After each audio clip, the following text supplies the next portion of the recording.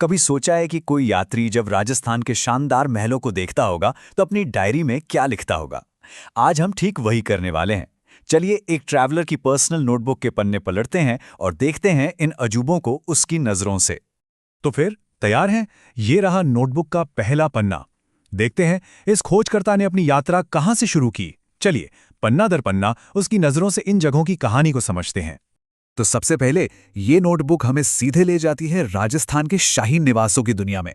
जी हाँ, वो महल जहां से राजपूताना की शान की कहानियां गूंजती हैं। और ये देखिए, पहला ही पन्ना और क्या शानदार एंट्री है। जोधपुर का आलीशान उमेद भवन पैलेस।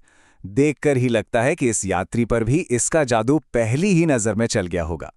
अच्छा, इन नोट्स में कुछ बड़ी दिलचस्प बातें लिखी हैं। ये महल सिर्फ शान शौकत के लिए नहीं बना था, बल्कि इसे 1929 में महाराजा उम्मेद सिंह ने एक अकाल राहत परियोजना के तौर पर बनवाया था, ताकि लोगों को काम मिल सके। छीतर पहाड़ी पर बना ये भारत का सबसे बड़ा निजी महल तो है ही, पर इसके अंदर घड़ियों का एक अनोखा म्यूजियम भी है। हेनरी लैनचेस्टर और स्विंटन जैकब, जो इसके आर्किटेक्ट थे, उन्होंने वाकई एक कमाल की चीज बनाई थी।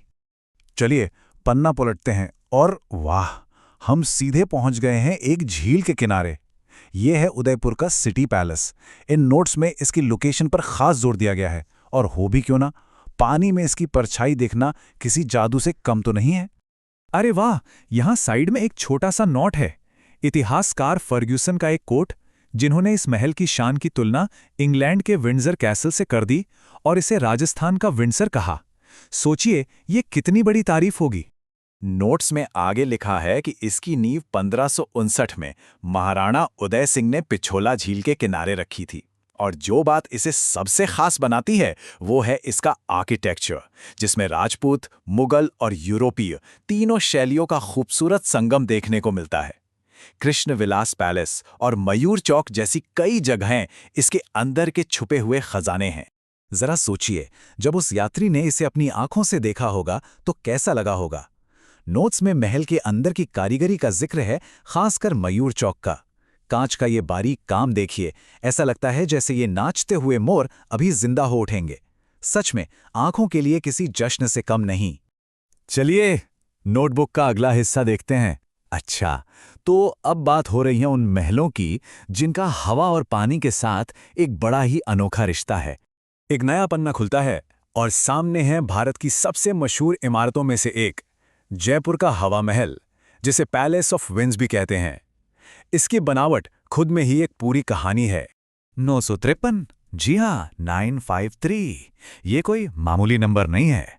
ये हवा महल में बनी छोटी छोटी खिड़कियों यानी झरोखों की गिनती है। सच में हैरान करने वाला है ना?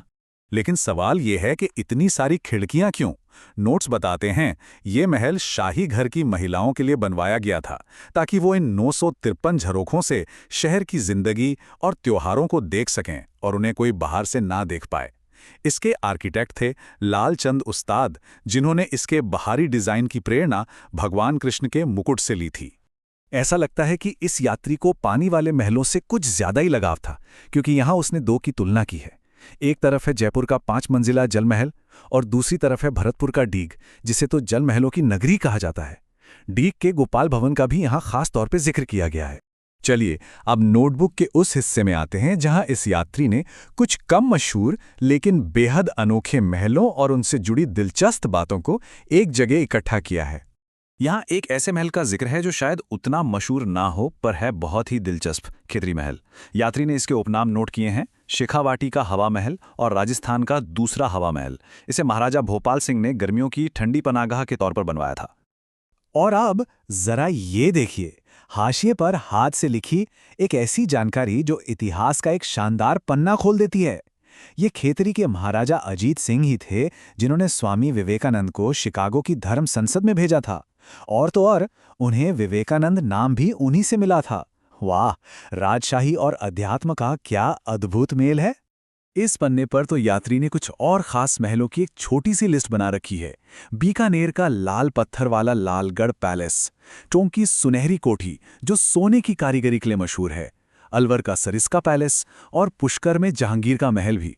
मतलब हर नाम अपने आप में एक नई कहानी है।